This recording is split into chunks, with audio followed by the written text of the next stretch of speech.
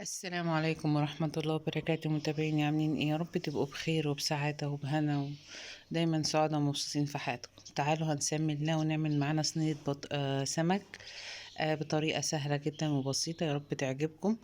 قبل ما نشوف الفيديو نشترك في القناة ونفعل الجرس عشان يوصل لكم كل ما هو جديد احنا بنعمله. بصوا بقى، دي أكلة سهلة جدا. أنا عندي سمك كنت متبلاه وحطاه في التلاجة في الفريزر عندي، فطلعته قلت أعمله ايه، مش عايزة حاجة مقلية، فقلت أعمله صينية في الفرن.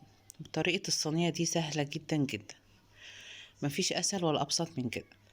عندي 3 سمكات، عندك انتي الكمية اللي عندك مفيش مشكلة. عندي 3 سمكات هنا، قلت هعملهم صينية بتبقى جميلة جدا. هنا معايا بصلتين متقطعين شرايح، ومعايا هنا فلفل وطماطم.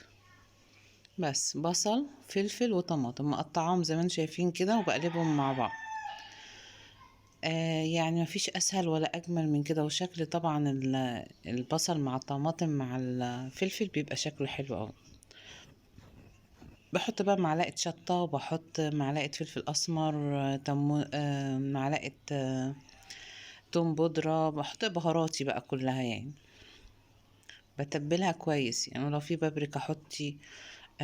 في ايه تاني يعني، العظام شطشطة قوي كتري بقى الشطة. انا كمان عاملة هريسة فمش هكتر شطة كتير يعني. وبحط بقى معلقتين ملح. طبعا انا متبلة السمك، خلي بالكم ما تحطوش ملح كتير. هنا دي هريسة شطة، انا ببقى عاملاها كده هريسة اللي هي بتاع الفلفل الاحمر. ان شاء الله هنعملها مع بعض واوريكم طريقتها، بتبقى جميلة جدا وسهلة. وبحطها عندي في التلاجة بتبل بيها حاجات كتير قوي. هنا بقى تبلنا اهو البهارات بتاعتي حلو، البصل والطماطم والفلفل. بصوا شكلهم يفتح النفس لوحده يعني، هما كده عايزين يتاكلوا خلاص. الخلطة على فكرة دي لما نيجي نعمل فيها السمك، انتي بتحبي تاكلي الخلطة دي اكتر من السمك نفسه يعني. وينفع كذا نوع سمك، مش لازم البولتي ده يعني، ممكن تعملي اي نوع سمك تاني عادي يعني. هنا بقى خلاص جهزت الصينية اللي هحط فيها السمك. طبعا السمك انا متبلاه وشايلاه عندي. عايزة تعملي بقى اي نوع سمك تاني مفيش مشكلة. باخد السمك كده احطه على وش الصينية. بس دي حاجة سريعة كده في الفرن وصحية وخفيفة، ولا قلي ولا اي حاجة خالص. بحط معلقة من الشطة من الهريسة، لو انتي مش عايزة تحطي خلاص، عشان في ناس مش بيحبوها مشطشطة، بس يعني هي ما كانتش حراقة قوي بس حلوة يعني. بحط معلقة كده من الهريسة على الوش. ممكن انتي لو مش عايزة تحطي المعلقة دي مفيش مشكلة يا جماعة، عشان في ناس مش بتحبها حراقة. بسيبها بقى كده واجيب حاجة اعمل فيها. ممكن اعمل فتحات في السمك عشان السمك يشرب اكتر من التتبيلة دي. وبجيب كوباية كده صغيرة مية، بس حاجة بسيطة يعني نص كوباية. طبعا الخضار ده لما بيدبل مع بعض بيطلع مية، فانا بحط بس نص كوباية مية. وهعمل بقى فتحتين فتحة كده في السمك برضو عشان يشرب اكتر من الهريسة بتاعته. هو يعني كده كده في الفرن ما شاء الله ما بياخدش سوا كتير يعني. اعمل له بس فتحة كده وفتحة هنا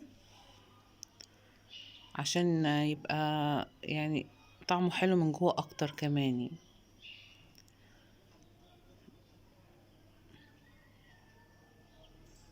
وطبعا السمك صحي جدا يا جماعة وخفيف في اكله يعني. فالسمك اخف اكل وحاجة صحية وحاجة مفيدة يعني. الاكلة دي شايفين مفيش احسن من كده ولا اخف من كده. كده خلاص خلصت معايا اهي زي ما انتم شايفينها، شكلها ما شاء الله جميل. بحطها في الفرن. يعني ما بتاخدش ما بتكملش والله نص ساعة في الفرن، لان السمك بيستوي بسرعة يعني ما شاء الله. كده عملنا اهو السمك مع بعض بطريقة سهلة جدا وبسيطة، يا رب يعجبكم. هنا بقى السمك طلع من الفرن اهو، بصوا شكله جميل ازاي واستوى وجميل جدا. الخضار بتاعه واخد طعم السمك وطعمه جميل جدا يعني ما شاء الله. حاجة مفيش اسهل ولا اسرع ولا احسن من كده. جربوه ان شاء الله يعجبكم. لو عجبكم بقى نشترك في القناة نفعل الجرس عشان يوصل لكم كل جديد احنا بنعمله.